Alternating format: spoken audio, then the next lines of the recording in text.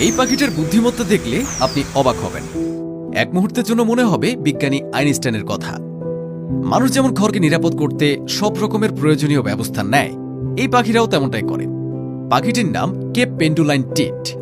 বাসা বানানোর পদ্ধতির জন্য এরা বিশ্বের সবথেকে চালাক পাখি হিসাবেও বিবেচিত হয়। এরা তাদের বাসা এমন পদ্ধতিতে বানায় যে বাসায় ঢুকে কোনো শিকারী তাদের বা তাদের বাচ্চাদের ক্ষতি করতে পারবে না। সাধারণত এরা গাছের ঢালের একদম শেষ প্রান্তে তাদের বাসা বানায়, ফলে বানর থেকে শুরু করে অন্য কোনো প্রাণী তাদের বাসা অব্দিও যেতে পারে না। আর যদিও বা কোনো প্রাণী সে বাসা পর্যন্ত পৌঁছে যায়, ধরুন সাপ বা সরীসৃপ জাতীয় কিছু, তবে তারাও বাসার ভেতরে প্রবেশ করতে পারবে না। কারণ পাখিটি তার বাসায় দুটো প্রবেশপথ রাখে। একটি থাকে বড় রাস্তা, কিন্তু সেই রাস্তা পুরোটাই ফাঁকি দেওয়ার জন্য বানানো। অর্থাৎ ওই পথে ঢুকলে বাসায় প্রবেশ করতে পারবে না কেউই। ঢুকলেই গোলক দাধায় বোকা বোনা যাবে শিকারী পাখি।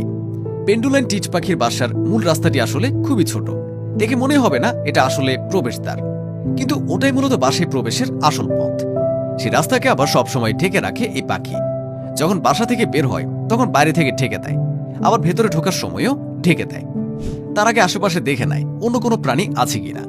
তাই বাইরে থেকে দেখে বোঝার উপায় নেই যে ওখানে কোনো রাস্তা থাকতে পারে।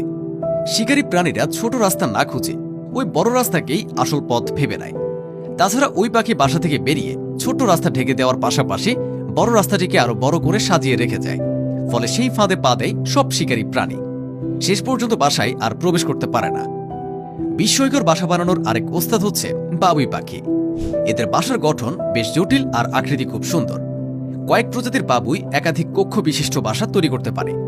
বাসা বানানোর জন্য বাবুই পাখিকে শৈল্পিক ইঞ্জিনিয়ারও বলা হয়। নিচের ঘর সাজাতে তাদের জুড়ি নেই। বাবুই পাখির বাসা উল্টানো দেখতে কলসির মতো। বাসা বানানোর জন্য বাবুই খুব পরিশ্রম করে। ঠোঁট দিয়ে ঘাসের আস্তরণ ছাড়ায়, যত্ন করে পেট দিয়ে ঘষে গোল অবয়ব মসৃণ করে। শুরুতে দুটি নিম্নমুখী গর্ত থাকে, পরে একদিক বন্ধ করে ডিম রাখার জায়গাও তৈরি করা হয়। অন্য দিকটাই লম্বা করে প্রবেশ ও প্রস্থান পথ থাকে। বুদ্ধির দিক থেকে বাবুই পাখিও কম নয়। এরা রাতে আলো জ্বালাতে জোনাকি পোকা ধরে এনে বাসায় গুজে রাখে। বাবুই পাখি যত্ন করে তালপাতা, কাশবনের পাতা, খড়কুটো দিয়েই উঁচু তাল গাছ, নারিকেল গাছ, করই গাছ বা খেজুর গাছে বাসা বাঁধে। বাসা যখন উঁচু তাল গাছে দোল খায় তখন দারুণ লাগে। তাদের শৈল্পিক চিন্তা এতটাই প্রবল যে ঝড় কিংবা তুফানেও কোনো ক্ষতি সাধন করতে পারে না। এরা সাধারণত খুঁটে খুঁটে বিভিন্ন ধরনের বীজ, ধান, ভাত, পোকা, ঘাস, ছোট উদ্ভিদের পাতা, ফুলের মধু, রেণু ইত্যাদি খেয়ে জীবন ধারণ করে। সাধারণত একই জায়গায় বাবুই পাখির 2 থেকে 5টি বাসার কলোনি দেখা যায়। পুরুষ পাখি বাসা বানায়, এরপর অর্ধসমাপ্ত বাসা স্ত্রী পরখ করে। পছন্দ হলে জোর বাঁধে। 2 স্ত্রী থেকে 4টি সাদা ডিম পারে। প্রায় 2 সপ্তাহে ডিম ফোটে। বাচ্চারা 1 মাসের মধ্যে উড়তে শেখে। এভাবেই তারা জীবন ধারণ করে।